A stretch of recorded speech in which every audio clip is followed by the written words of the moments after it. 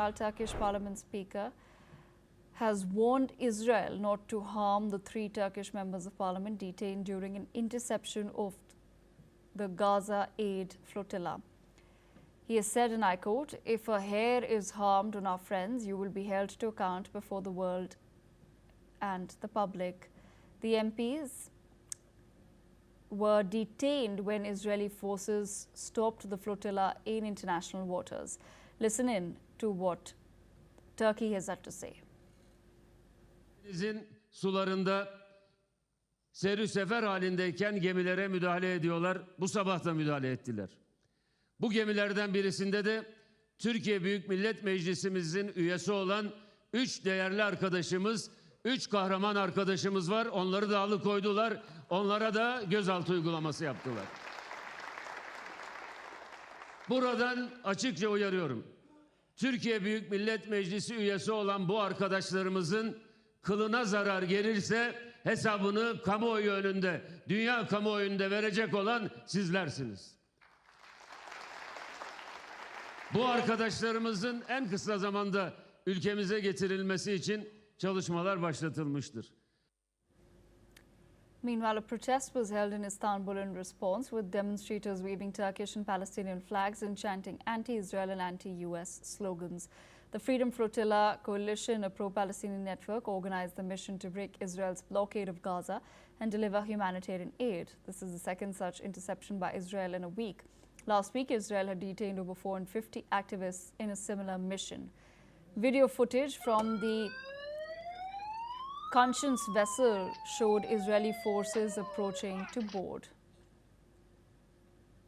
Mohammed Osman, international relations expert, with us on the broadcast. Mr. Osman, I have to understand from you, what do you make of this latest move by Israel and the continuous stoppage of aid to Gaza? Thank you for having me, Devika. Greetings to you and to your audience. It is another demonstration of Israeli impunity. Israel fears no consequences of its actions.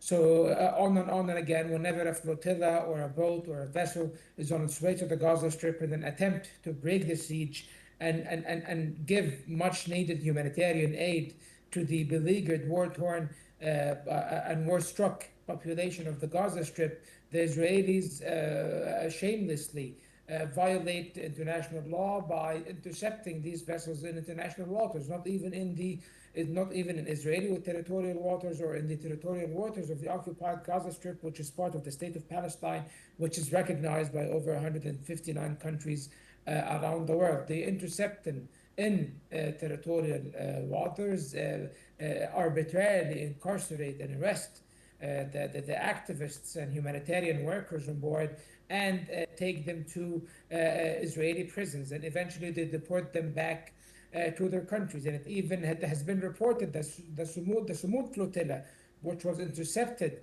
a few days back, about 400 people were arrested on board these 44 vessels that were intercepted, and some of them, including the famous eco-activist Greta Thunberg, was subjected to maltreatment and torture, according to her claims at least. And of course, this is not something that is beneath the Israeli government. They have been known to torture opponents and mistreat them greatly. And they did that with the Palestinians on the course of the past 76 years, unfortunately. And I think that Israel is doing that in an effort to always keep up this state of tension in and around the Gaza Strip.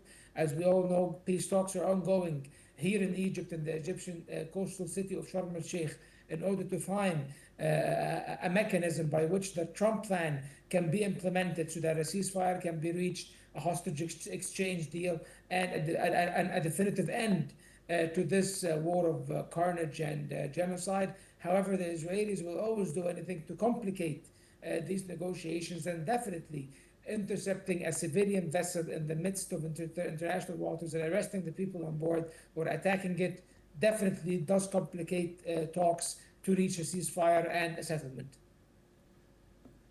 All right, Mr. Osman, thank you so much for joining us on the broadcast with that perspective. Meanwhile, in France, outgoing Prime Minister Sébastien Lecornu says that there is now a broad consensus